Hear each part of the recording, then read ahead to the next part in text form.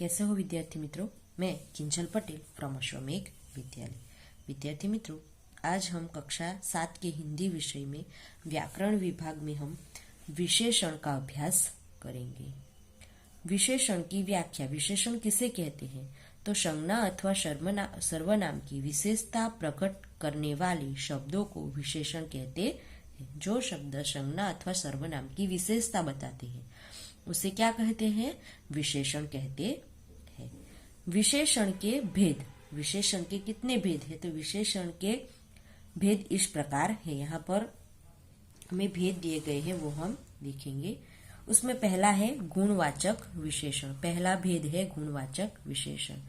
उसकी व्याख्या है, जो विशेषण संज्ञा या सर्वनाम के गुण, दोष, रंग, आकार, दशा आदि का बोध कराते हैं उन्हें गुणवाचक विशेषण कहते हैं।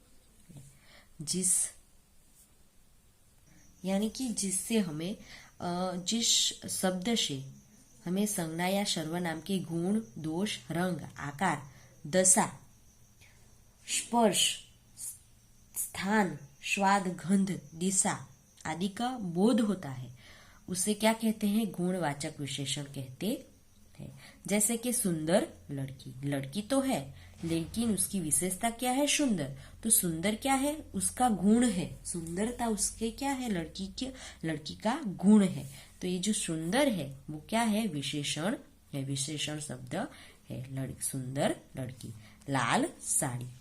साड़ी तो है परंतु उसकी विशेषता क्या है? लाल है। लाल रंग की साड़ी है। तो लाल जो है वो उसका क्या है? गुण है। तो ये लाल जो है वो रंग, बराबर, गुणवाचक विशेषण है। लालची आदमी। आदमी तो है परंतु उसमें कौन सा गुण है? लालच का गुण है। उसमें लालच भरा हुआ है, इसके लिए ये जो लालची जो है वो विशेषण है। लालची आदमी। बड़ा बंगला। तो उसमें बड़ा जो है वह बंगले की विशेषता बताता है। दूसरा है संख्यावाचक विशेषण। दूसरा विशेषण का प्रकार है संख्यावाचक विशेषण। उसमें है, जो शब्द संज्ञा या सर्वनाम की संख्या बताते हैं उन्हें संख्यावाचक विशेषण कहते हैं। जो शब्द संज्ञा अथवा सर्वनाम की संख्या बताते हैं उन्हें संख्यावाचक विशेषण कहते हैं। अभी संख्यावाचक विशेषण के भी दो भेद। संख्यावाचक विशेषण की भी दो भेद है। उसमें पहला है निश्चित संख्यावाचक विशेषण और दूसरा है अनिश्चित संख्यावाचक विशेषण। अभी निश्चित संख्यावाचक विशेषण किसे कहते हैं वो हम देखेंगे।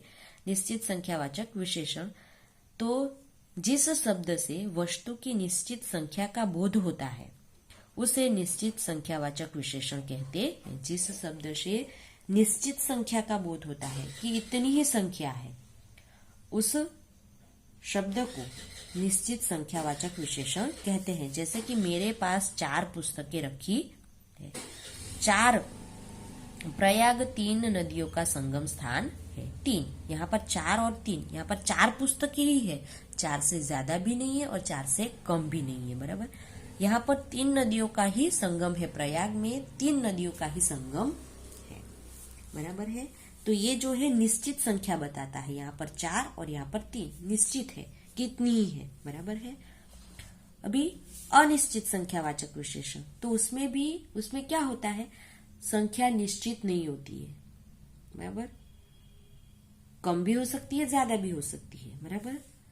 जिस शब्द से वस्तु की निश्चित संख्या का बोध न होता हो उसे अनिश्चित संख्यावाचक विशेषण कहते हैं। जिस शब्द से संख्या की निश्चितता पता नहीं चलती है उसे क्या कहते हैं? उसे अनिश्चित संख्यावाचक विशेषण कहते हैं। जैसे कि कुछ लोग, अभी कुछ लोग में ज्यादा भी लोग हो सकते हैं और कम भी लोग हो सकते हैं। थोड़े से जानवर, इसमें निश्चित संख्या नहीं है। 1 है, 2 है, 3 है, कोई यहाँ पर इसकी निश्चितता बताई गई नहीं है। इसीलिए ऐसे शब्दों को क्या कहते हैं? अनिश्चित संख्यावाचक विशेषण कहते हैं। आगे अभी विशेषण का तीसरा भेद है परिमाणवाचक विशेषण।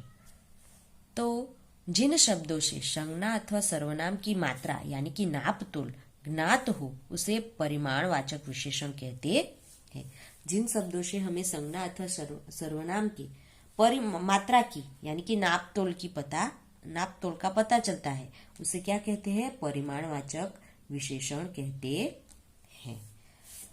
जैसे कि मुझे थोड़ा सा आराम करने दो, उसके पास 2 किग्रा अनाज है।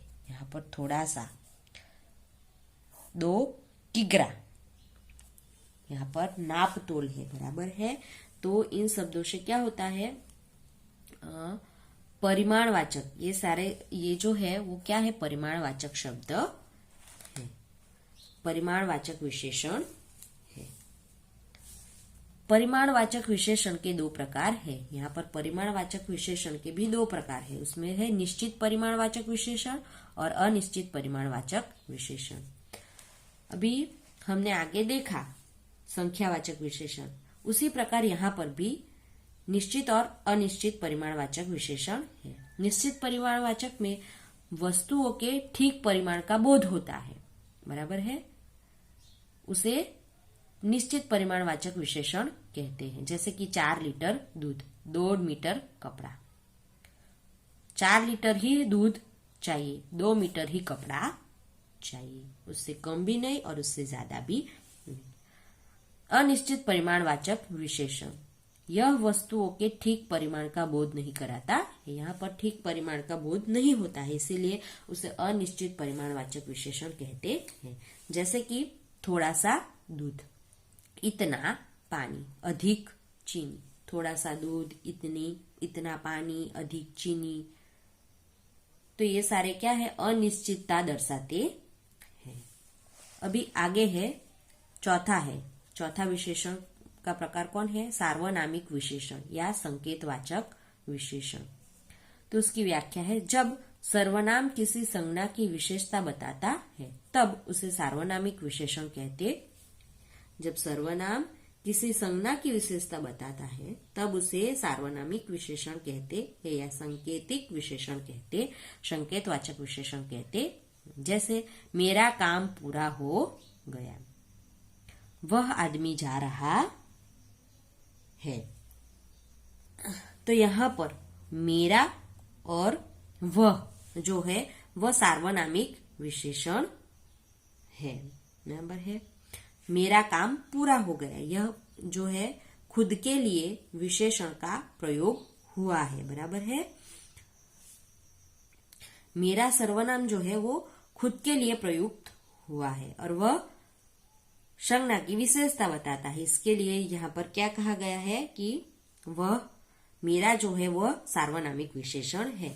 वह आदमी जा रहा है, यह जो है आदमी की विशेषता बताता है, इसीलिए यहाँ पर वह जो है वह सार्वनामिक विशेषण है।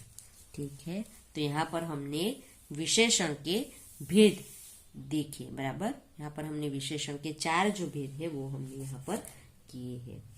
ठीक है, विद्यार्थी मित्रों, हमने व्याकरण के विभाग में हमने विशेषण का अभ्यास किया। तो उसी के आधार पर पाठ्यपुस्तक में भी हमको पहले चैप्टर में हमें भाषा सज्जता में विशेषण दिए गए हैं। विशेषण की व्याख्या और उसके आधार पर कुछ वाक्य दिए गए हैं, वो हम देखेंगे, बराबर है। निम्नलिखित शब्दों को पढ़िए। यहाँ पर पहला वाक्य है, केशा साहसी बालिका थी। दूसरा है, बगीचे में सुंदर फूल खिले थे। आगे है, भारत ने श्रीलंका को 3 विकेट से हराया। बाल्टी में थोड़ा सा पानी है। पांचवू है, वह आदमी जा रहा है। तो यहाँ पर जो है साहसी, सुंदर, 3, थोड़ा सा, वह, इसके नीचे क्या किया गया है? अंडरलाइन की गई। तो यह कैसे शब्द है? तो जो उपयुक्त वाक्यों में रेखांकित शब्द जो है वह संज्ञा की क्या करते हैं? विशेषता बताते हैं। और जो शब्द संज्ञा की विशेषता बताते हैं, संज्ञा या सर्वनाम की विशेषता बताते हैं, उसे क्या कहते हैं? विशेषण कहते हैं। ठीक है, यहाँ पर साहसी, सुंदर, 3, थोड़ा सा, वह, ये क्या करते हैं? संज्ञा की विशेषता बताते हैं, इसीलिए इसे क्या कहते हैं? विशेषण कहते हैं। निम्नलिखित वाक्यों को पढ़िए। आगे है, हमारे देश में ईमानदार लोग ज्यादा हैं। दूसरा है मुंबई जाने के लिए लंबा रास्ता तय करना पड़ता है। कौवे का रंग काला होता है। खरगोश का शरीर मुलायम होता है। शरीर के साथ मन स्वस्थ रखना जरूरी है। भारतीय संस्कृति विश्व में प्रसिद्ध है। पानी गंधहीन होता है। पूर्व दिशा में सूर्योदय होता है। उपयुक्त वाक्यों में ईमानदार, लंबा, काला, मुलायम, स्वस्थ, बराबर, भारतीय, गंधहीन और पूर्व शब्दों को रेखांकित किया गया है। वे शब्द संज्ञा के गुण, दोष, आकार, रंग, रूप, स्पर्श, दशा, अवस्था, स्थान, देशकाल, स्वाद, गंध और दिशा को प्रदर्शित करते हैं। जिस शब्द से संज्ञा के गुण, दोष, आकार, रंग, रूप, स्पर्श, दशा, अवस्था, स्थान, देशकाल, स्वाद, गंध और दिशा का बोध होता हो उसे गुणवाचक विशेषण कहते हैं। हमने विशेषण में किया, ये बराबर है। ये जो है ईमानदार लोग, ये ईमानदार जो है वो लोग की विशेषता बताते हैं। यहाँ पर लंबा रास्ता, लंबा जो है वो रास्ते की विशेषता बताता है। किसकी बताता है? रास्ते की विशेषता बताता है। कौवे का रंग काला, ये जो है कौवे का रंग कैसा होता है? काला। ये रंग की विशेषता, कौवे की विशेषता यहाँ पर बताता है। खरगोश का शरीर मुलायम, खरगोश का शरीर कैसा है? मुलायम होता है, बराबर है। तो इस प्रकार ये खरगोश के शरीर की विशेषता बताता है, ठीक है। तो इस प्रकार ये जो शब्द संज्ञा या सर्वनाम के गुण, दोष, आकार, रंग, रूप, स्पर्श, दशा, अवदशा का बोध कराते हैं उसे क्या कहते हैं? गुणवाचक विशेषण कहते हैं। आगे है निम्नलिखित वाक्यों में से गुणवाचक विशेषण छांटकर बॉक्स में लिखिए। वरदराज चतुर बालक था। तो यहाँ पर विशेषता कौन सी आएगा? विशेषण शब्द कौन आएगा? चतुर। ये किसकी विशेषता बताता है? तो ये वरदराज की विशेषता बताता है। वरदराज कैसा बालक है? चतुर बालक है, ठीक है। तो इस प्रकार आपको ये लिखना है। दूसरा है फूल बाजार में पीले गुलाब, फूल बाजार में पीले गुलाब मिलते हैं। तो यहाँ पर क्या आएगा? पीले। ये किसकी विशेषता बताता है? गुलाब की विशेषता बताता है, ठीक है। तीसरा है मिर्च का स्वाद तीखा होता है। तो यहाँ पर कौन सा आएगा शब्द विशेषण? कौन सा शब्द है? तीखा, बराबर। ये किसकी विशेषता बताता है? तो मिर्च के स्वाद की विशेषता बताता है, ठीक है। यहाँ पर आएगा तीखा। चौथा है शहरों में पंजाबी खाना मिलता है। तो यहाँ पर क्या आएगा? पंजाबी। पंजाबी जो है वह किसकी विशेषता बताता है? खाने की विशेषता बताता है। खाना तो है पर कैसा खाना है? पंजाबी खाना है। तो शहरों में पंजाबी खाना मिलता है। आगे है सफेद कपड़ों में दाग तुरंत दिखाई देता है।